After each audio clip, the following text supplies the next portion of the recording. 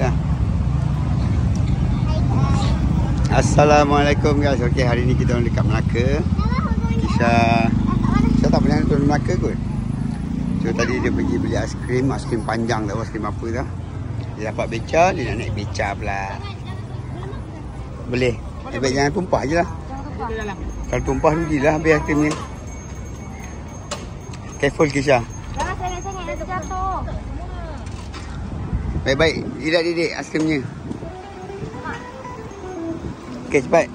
Baik-baik Kisha, tumpah nanti. Naik cepat Dedik. Mama mana nak naik? Siapa nak naik dengan Mama? Apa lah? Apa? Okey dah. Apa ni lah kan? Dia dapat laut.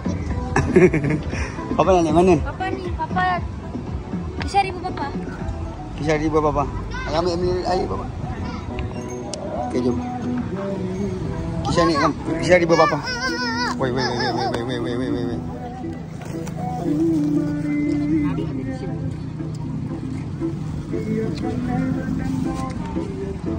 Baik tumpah. Habis cap lah. Dah putih. Ni ya. Tisu dah. Kau lemon. Lemon.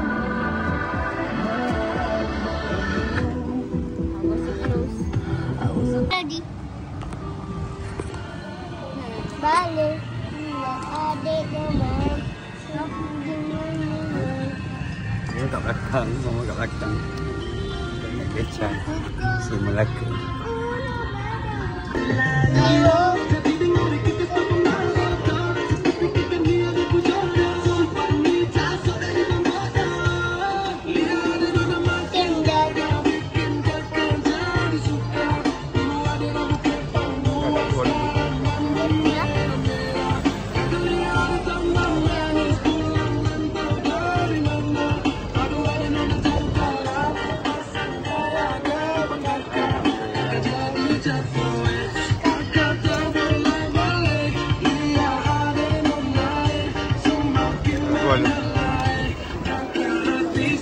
Ya bro.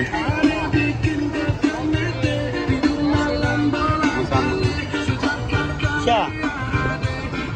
Ambil air tu. Cap dia.